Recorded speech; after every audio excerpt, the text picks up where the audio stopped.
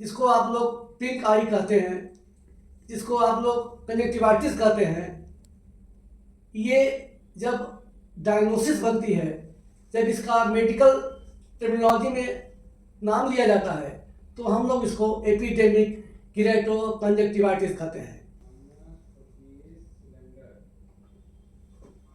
दोस्तों नमस्कार, सत श्री अकाल,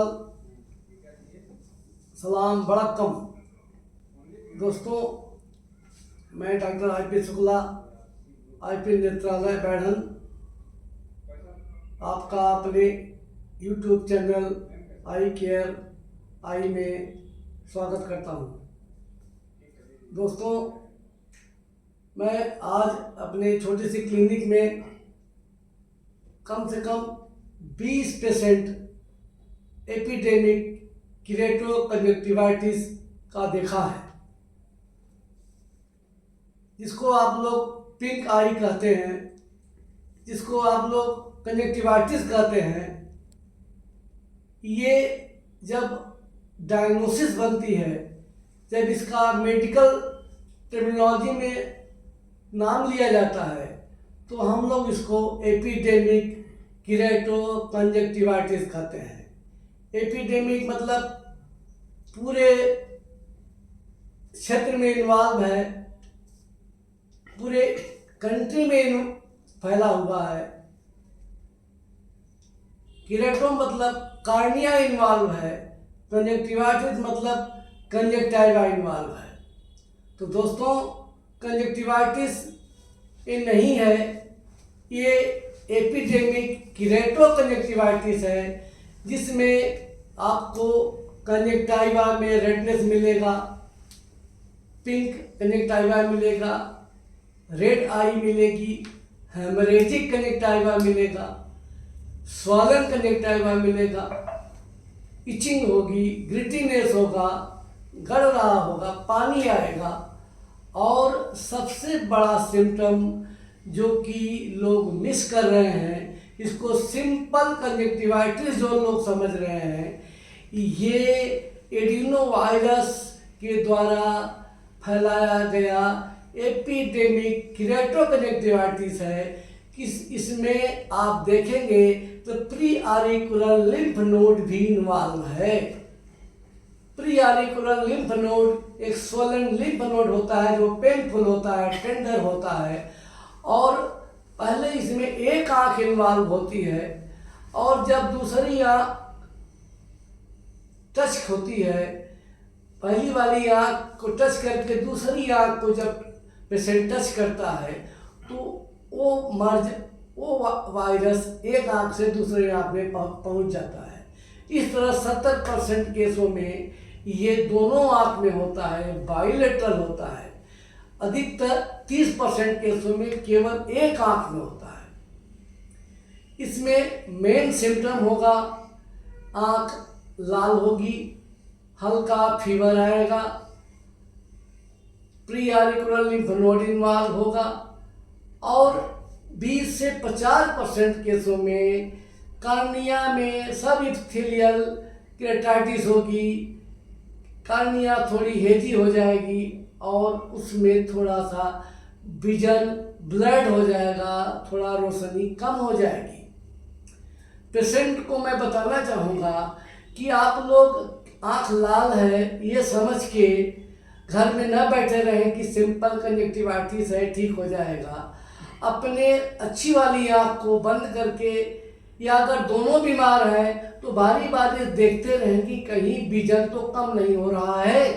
अगर विजन कम हो रहा है तो अपने डॉक्टर से तुरंत मिले, क्योंकि कार्निया इन्वॉल्व होने पे, कार्निया में स्कारिंग होने पे, कार्निया में इन्फिल्ट्रेशन होने से फिर ओपेसिटी हो जाएगी, जो बहुत दिन बाद हीलिंग होगी और आपकी रोशनी कम हो जाएगी। इसमें अधिकतर लोगों को 1 या 2 दिन में सिम्टम शुरू हो जाता है।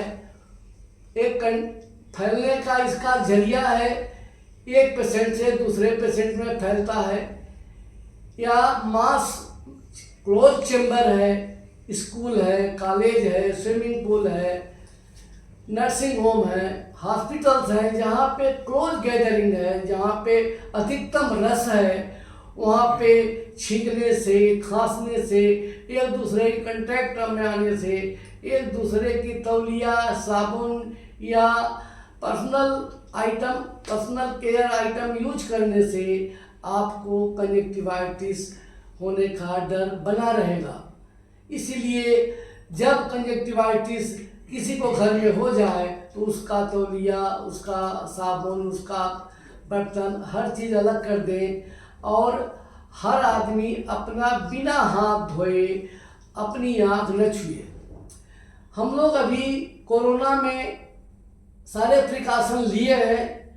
ये भी एक तरह का एडिनो वायरस है, कोरोना वायरस जैसा ही है, और हम अगर इसको 20 सेकेंड तक अपना हाथ धो ले साबुन से तो ये वायरस वॉश आउट हो जाएगा, किल हो जाएगा, ख़त्म हो जाएगा। इसीलिए डरना नहीं है, लेकिन प्रिकॉशन लेंगे तभी बचेंगे, नहीं तो सबको होना है, जो भी कांटेक्ट में आएगा उसको होगा। ट्रीटमेंट क्या करना है? ट्रीटमेंट के लिए पहले आप अपना सिम्टम देखिए। अगर सिम्टम माइल्ड है, हल्की रेडनेस है, तो आप बिना ट्रीटमेंट के भी ठीक हो सकते हैं। ठंडे पानी से आँख धोते रहें और सिंपल आई ड्रॉप कोई भी एंटीबायोटिक डाल के ठीक हो सकते हैं। लेकिन अगर सीवियर है तो मैंने देखा अपने ओपीडी में कि कुछ पेशेंट ऐसे आए हैं जो कि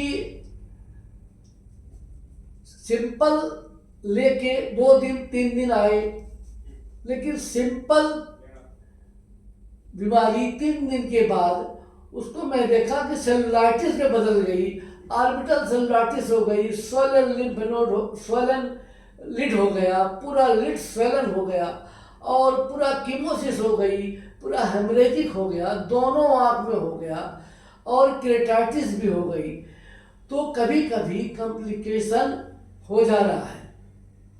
इसमें कुछ केसों में मेम्ब्रेनस स्ट्रक्चर बना, जिसमें सिम्बलेफेरॉन, एक कंजक्टाइवा, अपर कंजक्टाइवा, अपर पेपरल और बल्बर दोनों सट गए। किसी किसी में सूडो मेम्ब्रेन बना जो कि दवा से ठीक हो गया। किसी किसी केसों में हेमरेज हुआ और हेमरेज के लिए फिर अलग से ट्रीटमेंट देना पड़ा। तो जब माइल्ड है तो बिना ट्रीटमेंट के भी आप ठीक हो सकते हैं, लेकिन अगर आपको लग रहा है कि सीवियर है, मॉडरेट है, हमारा आँख स्वेलिंग बढ़ गई है, आपको फीवर आ रहा है, दोनों आँख में हेजीनेस हो रहा है, तो आप अपने नज़दीक के डॉक्टर से, अगर नज़दीक में डॉक्टर नहीं है तो इस स्पेशलिस्ट डॉक्टर से ही मिलिए, नहीं तो फिर आपकी कार्निया को डॉक्टर समझ नहीं पाएंगे। सिंपल दवा मेडिकल स्टोर से खरीदने से आपका बीमारी बढ़ सकती है, इसलिए मेडिकल स्टोरों से जाकर दवा खरीद के अपनी आँख बर्बाद न करें। आप ज़रूर किसी आई स्पेशलिस्ट से मिलकर ही ट्रीटमेंट लें, चाहे वो माइल्ड हो, मॉडरेट हो या सीवियर हो। मैं कहना ही चाह रहा था कि ये पिंक आई केवल सिंपल कंजक्टिवाइटिस नहीं है। इस बार की जो पिंक आई है उसके साथ में कार्निया इन्वॉल्व है और कार्निया के साथ साथ ऑर्बिटल सेलुलाइटिस हो जा रही है, तो ये कॉम्प्लिकेटेड हो जा रहा है। इसलिए बहुत ही हल्के में न लें, इसको पूरी तवज्जो दें और एक्सपर्ट स्पेशलिस्ट डॉक्टर से मिलके अपना ट्रीटमेंट कराएं। ट्रीटमेंट में हम लोगों को antibiotic drop, soothing drop, lubricating drop, decongestant, और अगर स्वेलिंग अधिक है, रिएक्शन अधिक है तो उसमें स्टेरॉइड भी दे सकते हैं।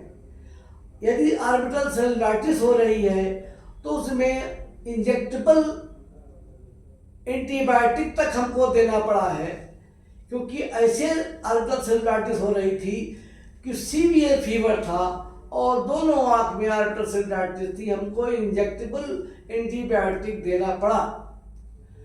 कुछ केसों में केरेटाइटिस आई जिसमें कार्निया इन्वॉल्व था, सफ़ेद सफ़ेद स्पॉट कार्निया में हो गए थे। उसके लिए फिर हमको atropine, antibiotic drop, soothing drop, lubricating drop, decongestant drop देने पड़े हैं।